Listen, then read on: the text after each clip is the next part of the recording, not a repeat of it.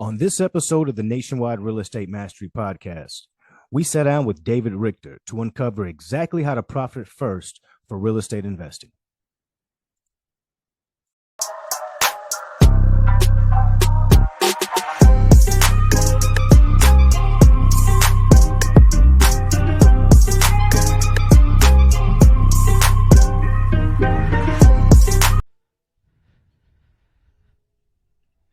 Welcome to the Nationwide Real Estate Mastery Podcast, where we provide actionable steps to help you get your first or next real estate deal. Now, during this episode, you'll discover exactly how to profit first in real estate investing. Now, for those of you who are new to the show, my name is Sean Young, today's host, and I love all things real estate. Now, before I introduce you to our incredible guest speaker today, I want to make a request that if at any point in the show you like what you're hearing, please give us a thumbs up or subscribe to the show so that you never miss an episode. And make sure to take a look in the description of this episode, as we've packed it with thousands of dollars in free resources. Now today, we have the privilege to learn from a man who is the author of a best-selling book called Profit First for Real Estate Investing. Now, prior to his career in real estate, he was a machinist at a railroad factory as well as a college student. But all that changed when he read Rich Dad, Poor Dad and bought his first investment property. I would like to describe our guest as someone who is caring. I want to introduce you guys to the one, the only, David Richter. David, thanks for being a guest on today's show.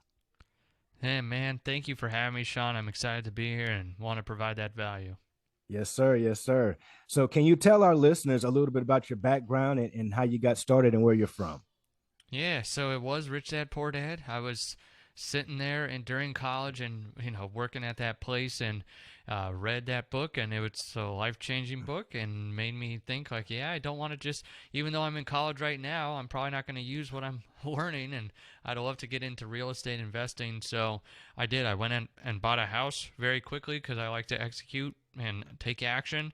Mm-hmm. And that first house turned into a rental, and then I actually lived in there for about 2 years, and then lease optioned the place after that, and where that tenant actually cashed me out about 6 months later after I did that, so which was awesome, and that got me the bug for real estate. And from there, started working with a company that grew from about 5 wholesale deals a month to about 25 different types of deal, 25 deals a month and doing different types of real estate investing. So I got a big education in the real estate world and, doing about 300 deals a year at our highest point. So that's kind of my background in the real estate investing world, and got to see a lot of different types of deals done and sit in a lot of the different seats. So my background is definitely heavy in the real estate investing world. Nice background. Are you still involved with investing today, or have you moved into a different role? So yeah, I'm still involved with investing by helping real estate investors keep more of the money that they make with the company I have now, because back in, I don't even know what year is it, 2018, 2019, I sold the properties I had and invested into the business that I own now, because as I was in my real estate career for about 8 years, I saw that a lot of people that, even though they could make a lot of money, feel broke all the time. Like, where the heck is my money? And I just saw that as an epidemic. So that's where I cashed in all my real estate and said, you know what? Even though I don't have a financial background like finances, accounting, or bookkeeping, or any of that, one of the seats I sat in the company where we were doing 25 deals a month was the finance seat, and I got to know, how do I enter everything into the books? How do I actually read all the statements? How do I know the story that the numbers are telling? So that's where now I sold everything to be able to help real estate investors know, what am I making, spending, and keeping on a monthly basis. So I'm still in the real estate investing world because that's a lot of the people that we help. But as we actually active in it, I've focused on this one thing right now and sold everything else I had in the real estate world, but provided a lot of financial freedom, that's for sure. Absolutely. And that's providing so much value to so many investors out here that need that, David, because I'm sure as you were just speaking right now, there were a lot of people out there going, man, that's me. I make a lot of money, but I'm not necessarily keeping a lot of money, or sometimes I'm not even sure where all of my money is going. I thought I made a lot of money, but where is it at the end of the year? Right. So, man, that brings us into your book, which is Profit First for Real Estate Investing. that basically is your philosophy, right? Can you dive a little bit deeper into that? Why did you make this book? Why I made it was when I first started working with another investor after I moved from where I was and with that company.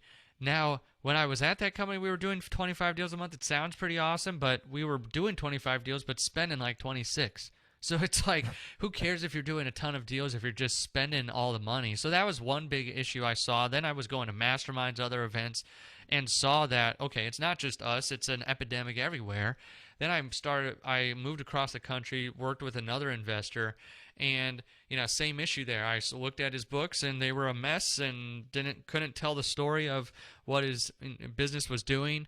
And from there, cleaned it up and was able to see what is he making on a monthly basis, making, spending, and keeping. And then was able to realize that he had a small rental portfolio and that he was under leveraged. He only had loans of about 30% on his properties, so he had like 70% equity, and he's wondering where all his cash was. I'm like, well, you poured it into your properties, so do you want it in your properties and just have a free and clear portfolio almost, or do you want some of that cash back and do more with it? So he refinanced and looked at me and said, this has been life-changing. I'm like, oh boy, there's the spark. I want to help more people with this. That's how the business was created. Then a mentor reached out to me and said, hey, I hear you're starting a business to help people with their numbers and the financial end. You should read the book Profit First by Mike Michalowicz. So I read that book. It got me on fire for even more because I said, this is such a great framework for a real estate investor or an entrepreneur to have a grasp on where their money's flowing. Because a lot of people in the financial space, speak accountanese or, they speak the language of numbers, but the entrepreneur speaks entrepreneur and how do we make the money? So that's where I said, okay, we've got to put this on the bottom shelf. We have to make this as easy as possible because I'm a simple person and I don't want to dive into the P&Ls, the balance sheets, all of that with everyone because that'll just bore everyone. But what I want to do is where's the cash going? How do you know what you're making, spending, keeping? So we started implementing Profit First in real estate investing companies, that system. And about a year into it, I said, hey, this is working. We're seeing results. We're seeing people go from negative and being in the red to totally transforming to being in the black and having cash reserves. That's when I went to Mike Michalowicz and said, hey, this is working in the real estate space. And your book is great, but it doesn't hit some of the points that are in real estate and in real estate investing because we're not service-based businesses. We're not brick-and-mortar businesses. We're asset-based and, you're going to be buying rentals or you're going to be buying fix and flips or wholesaling deals, and there's a lot of different things where there's a lot of nuances. So that's why I went to him to write the book, to write something that would make sense for the real estate investing community. Nice. And guys, this, as you can tell with what David just said, this isn't just another book about how to do real estate or just the basics of that. This book is way more. I'm actually reading it myself right now. I'm through chapter 1. I just got to chapter 2, and the chapter 2, the title of it says, "Pay yourself first for real." Can you talk a little bit more about that concept and why that's so important? Oh, yeah. We're opening a can of worms here. So I could talk about this forever because most business owners build their business around the wing and the prayer, the hope and prayer plan. I hope I make money, and I pray at the end of the year there's something left over for me. That's really what most business owners and real estate investors build their whole business on. Hopefully I do enough deals to just cover everything that I spend and to have some left over. And that they're living in the land of hoping versus the land of knowing where their money's going. And a lot of people, the first thing we teach people is that number one, you need to know what you need from your business. What do I need to keep? The make, spend, and keep. From that framework, what do I need to keep from the business in order for me to be number one, if I'm in a W-2 job, to exit it, or if I'm in the business right now and my family's growing, or like with the expenses in my personal life or whatever, what do I need to keep from my business in order to make sure that I can sustain my lifestyle? So that's one of the very first things is you need to know what you need from your business and build your business plan around that. There's a story in the book Crucial Conversations that applies very much to this concept of paying yourself first and making sure you know what you need from your business. And it's chapter 10. It's called Retaking Your Pen. And picture that when you're born as a baby and you're holding a pen in your hand. And from about the age 0 to 4, you're writing your own story. Usually it's a really messy one because you're just scribbling and you really don't care what anyone thinks and you're bouncing off the walls and you're living your best life. Then you go into school, and during school ages, especially junior high, high school, you start thinking, what are they wearing? How are they acting? What are they saying? How do I need to act? And then you copy them and you want to be accepted by them. So you give up your identity by being a part of the crowd and you give them your pen. Now they're writing your story and you wonder why you felt crappy as a junior high or high schooler, because now you weren't being true to who you really were. And you were letting someone else write that story. Well, if you're listening to this podcast, at some point, either in the very near future or you've already done this, you said, I'm going to take my pen back and I'm going to create a business and I'm going to take that bet on myself. I don't care what anyone thinks. I don't care how anyone acts or what they say. I'm going to start my business. So you take your pen back and you start writing your own story again. But then you go to mastermind events and you get around RIA groups or meetups or go to and listen to different things and, online webinars, and they say you should be doing this much, or look at this person, they're doing $1 million a year or 1,000 deals a month or whatever it might be. And then you listen to that, and now you just gave your pen to them and said, here, write my story, because you think you need to be doing that. And then you say, why do I feel so crappy in my business? Like, why aren't I seeing the financial results from it that I thought I would have? And like, they are doing $1 million a year. Why aren't I doing that? Because now you're comparing yourself and you're letting them write your story.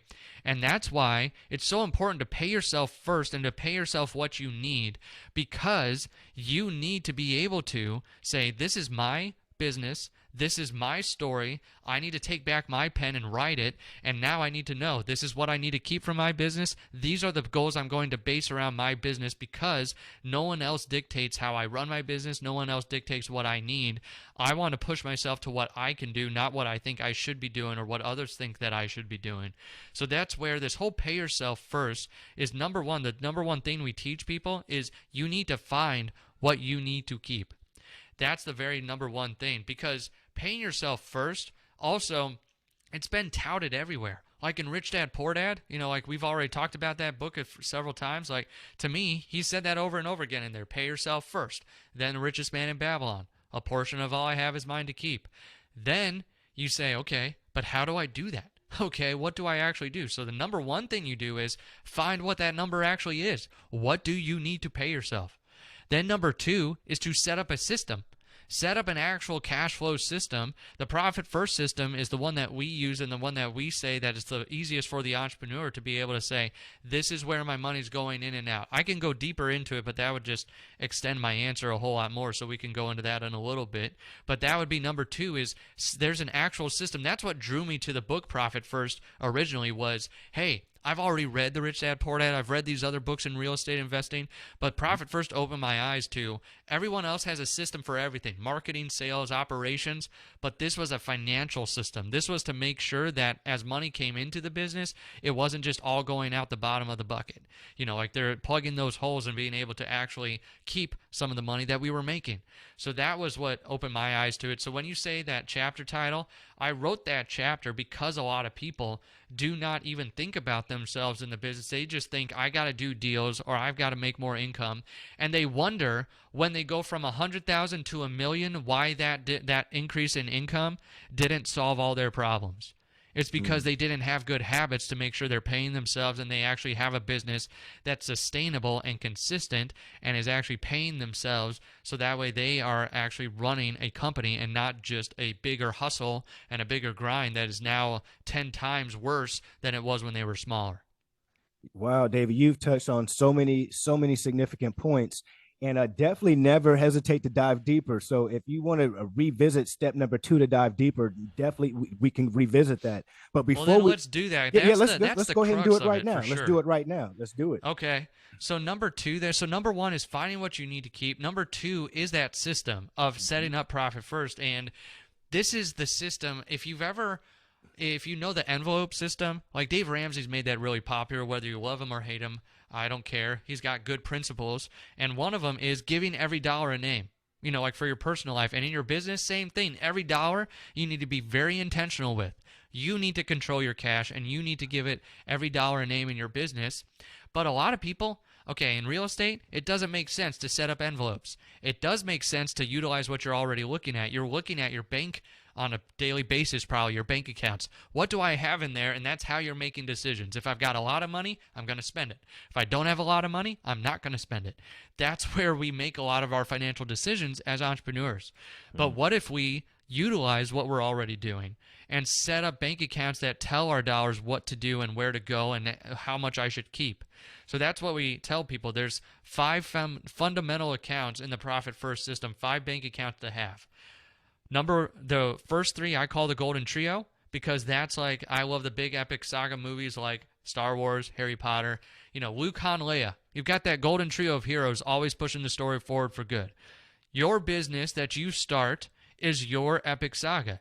It is what is going to make you successful in the long run and make you whatever. If you want to give it away at the end, if you want to sell it, if you want to pass it on to future generations, this is something that's so important for you that you need to make sure you have 3 main heroes pushing your story forward for good. So those 3 bank accounts, the first 3, help you know how much you're keeping and help you keep more of it. It's a profit bank account, an owner's compensation bank account, and an owner's tax bank account. And those 3, if you set them up, as money comes in, the profit account, because I always get the question, what's the difference between all of those? The profit account is like icing on the cake, something that you take out quarterly and you spend it on whatever the heck you want. The owner's comp is to make sure that on a consistent basis you're getting paid for the work you do in the business. That is your salary, that is your draws or whatever it might be to get yourself out of your rat race, and to find that once you find that need number, you're paying yourself consistently what you need, and then you can grow from there into what you want. Then the owner's tax is more of the account to be able to say, I don't need to stress at tax time because now I'm saving for taxes from every deal that I do. So that way at the end of the year, if I owe taxes, I've got it in an account. So those are the first 3 to set up. Another one is to set up an income account. That's to help you know how much you're making. That income bank account is where all the money flows into, and it sits there until you transfer it out to other accounts, the money in that to the other, like the keep accounts. And then the 5th account is the OPEX account, which is the bad guy of your business. That's like Voldemort or whatever. That's what the OPEX account is, what you're spending. So that way, those fundamental accounts, those first 3, help you keep more of it. Income helps you know what you're making because you're separating out every single deposit that you're getting goes into income. And then the OPEX is what you're spending. So that way you can very clearly see, this is what I'm making, what I'm spending, what I'm keeping. I did add another account for the real estate investing world specifically because it happens in a lot of businesses, the OPM account, so other people's money. So if you're getting private money or hard money, or like you've got lenders or loans from other people and they're actually being wired to you to do the projects, I would set up a different account, call it OPM, and don't mingle it with those 5 fundamental accounts. Have it separated out so that way you can see this is the money for my rehabs. I do not need to mix that in, because if I mix that in with my other money, it'll go very quickly and then I'll be out of my rehab funds and I'm not going to be able to actually dive in and get what I need and be able to finish the projects. So that's the fundamental of the accounts and setting that up, because then you can clearly see what am I making, spending, keeping. And if you're like, this is a lot to take in on a podcast, can you set up one account from this podcast? Can you call it profit, transfer 1%? I want you to have better habits going away from this podcast, because I don't care if you're on deal 0 or deal 1,000. If you put this in place, something like this, just an extra bank account that's going to be for profit, just think about the compound effect of, okay, if you're small now, when you're 10x of where you are, you'll have 10x the profit as well. But if you don't have this, then you're just going to grow bad habits that you might have in your business currently. So that's where, no matter what, can you at least set up one bank account? Do 2 things from this podcast. Number 1, find what you need to keep. And then number 2, make sure you open up at least one bank account, call it profit, transfer 1%, get some good habits in your business and in your life, so that way you can actually have profit at the end of the quarter or the end of the year, whenever you want to take it out. Bam, guys. There you guys have it right there. The 5 bank accounts that you'll need to get started. I love that. The golden trio, the first 3 accounts, guys, the profit account, the owner's compensation account, the owner's tax account, number 4, the income account, number 5, the OPX account, number 6, OPM account. That's for real estate investors, guys. I hope you were taking notes. Great stuff. Great stuff. You've talked a lot about systems. In chapter 2, it starts off literally with a quote from Dan Kennedy that says, all wealth is based on systems. Guys, this is a current common theme that you're going to hear on this show, is having and implementing systems, not just having systems, but implementing and executing them on a consistent basis, and always measuring where you guys are at in the positions, in the systems. David, you attribute a lot of your success to your ability to take quick action and execute quickly. Why do you think this has played such a huge role in your success? Because I really believe that as you learn things, that the faster you execute, the faster you get feedback. So even if it sucks, even because like when I first started my business, it did not run as efficiently and as effectively as it does today. But you know what? I had to start somewhere. I had to start off to see what worked, what didn't. That's really no matter what it is. And now today, we can execute even faster because it's like, okay, you have to build those systems, those foundations, because, that's, what's that, slow is smooth, smooth is fast. It's like you have to make sure that you slow down enough to smooth things out, and then you can go fast because now it's running smoothly. So when you first start, it's going to be a chaotic mess no matter what you're doing. But take that action, and then from the next step, see, okay, the information you get back. Is the market responding? Am I making money? Is this the most efficient use of my time? Is it not? Like, what do I need to do? What do I need to break down? Who do I need to hire? That way you're just getting feedback for yourself, so that way you can go out and say, okay, this is working, this is not, I need to do more of this, less of this, and then you start tweaking and tweaking and tweaking, basically until you die, because there's no perfect, I have still yet to found the perfect business out there that is not constantly growing or not constantly trying to get better. So that's where you just have to take that action. There's a lot of people that say, oh, I have analysis paralysis. It's just another way of saying you don't want to take that action because you're scared, and I get it. I've been there before. It's not like I've never been scared to do something. I've been scared 100% of the time I've started something new. But don't let that fear stop you from taking the action and getting the feedback, so that way, ultimately, you can impact more people. Dollars are just the value that you're providing to other people.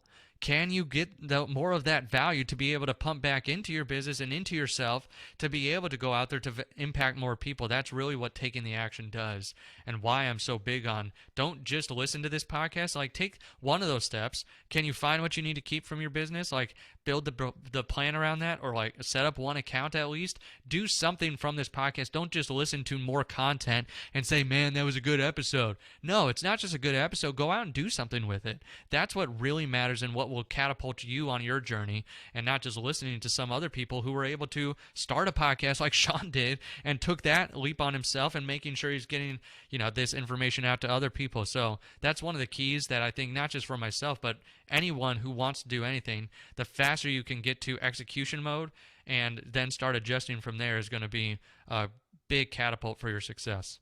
I love it, man. Taking action is not just the knowledge, but it's the application of the knowledge. And guys, that's what makes the Nationwide Real Estate Mastery Podcast show unique, is that every show comes with a detailed, actionable step-by-step plan on how you can do exactly what our guest speakers are talking about. That way, all you have to do is pull these steps out of the show, create a blueprint on exactly how to implement what we're covering today. And make sure that you guys visit the link that Dave is going to provide for us that's going to be in the description to get any of these key takeaways, to make sure you grab his book, get any free resources that he's going to generously allow us to have as well. Man, this is great stuff, David. Now, let me ask you this, man. What is your why? Why are you still doing this today? I know that you want to help people. I know that's your big, reason for getting started. Is that what's keeping you doing this right now? Yeah, so it's because we keep seeing so many people are coming into our business personally, and I keep seeing the changes. I was literally on a podcast today where the lady said, her husband's even an accountant, and she said this has been life-changing for us because I didn't know what he was saying before. Like, I couldn't understand how the money's flowing, and now I'm able to get in there and know exactly, okay, this is what we're making, spending, keeping. I know we're not keeping enough, or I know we're spending it in the wrong places. I know we're not making enough, but we've got the dials now to be able to turn it. And for me, it's just giving people that hope The hope that if you start a business, you start it for a specific reason. Probably financial freedom is number one on that list, and that is something in someone's mind. It's different in all of our minds. I don't care if that's travel, vacation, family time, your own time, going, giving a lot of it away to charity, whatever it is for you. That's why you start the business. But a lot of people don't get there because they have one skill. They have the skill of making money, but they don't have the skill of keeping money. And that's what I'm really trying to dig into here is like, I don't care if you work with us or not. What I care is that you get these habits inside of you so that way one day you don't wake up and say, shoot, I just lost 10 years real estate investing because I lost all of it and I have no idea where my next meal is going to come from or whatever it might be. That's what drives me today. I also have some big goals of like being able to give away $1 million annually, and there's a certain amount that we have to get to in our business. So there's a lot of things that drive me, but the big one is being able to go out there and give people this message of hope, like, hey, you're going to make the money. You listen to Sean's podcast, you listen to other people, you're going to get a mentor, whatever it might be. You're going to make money. You need to be able to learn how to keep it as well, too. And there's not a lot of people, especially in the business world, touting this. There's not a lot of Dave Ramsey's or, financial gurus in the business space to be able to say, this is how you actually control the cash flow. This is how you actually do. Shark Tank helped a lot of people realize that investors care about the numbers. They care about what you're actually selling, what you're making.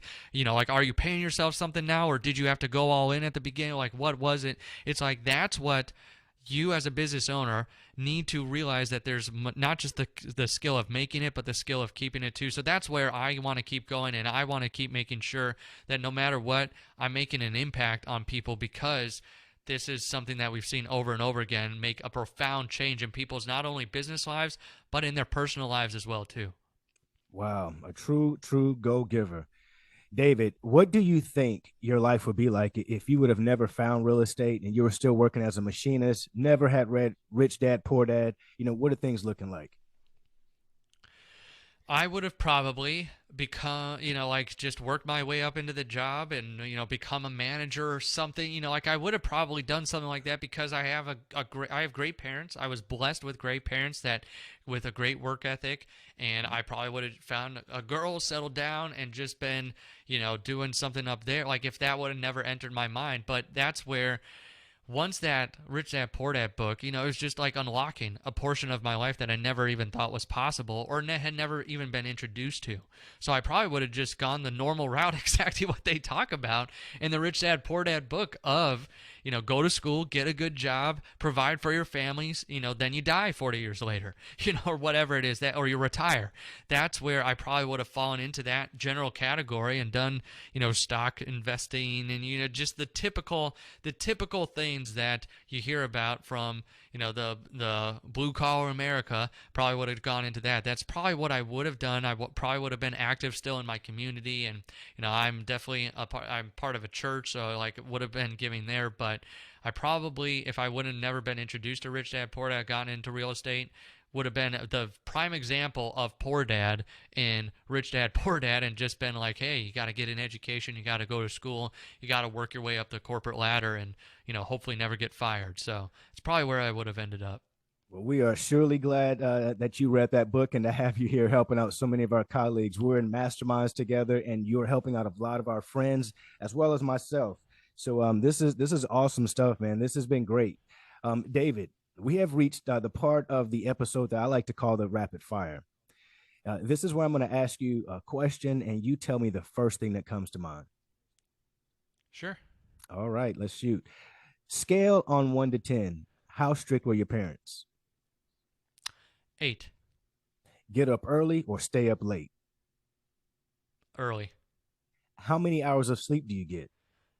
7 to 8. Favorite or last book read? Favorite? Hold on, that's the hard one. I'll say The Road Less Stupid by Keith Cunningham. Okay. If you could be any superhero, who would it be? Superman. Something everyone should do less of? Distractions. Something everyone should do more of?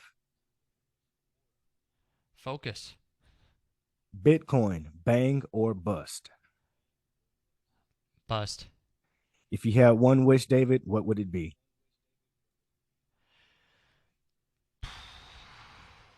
Man, asking the hard questions. I know it's supposed to be rapid fire, but that one threw me. If I had one wish, what would it be? Oh.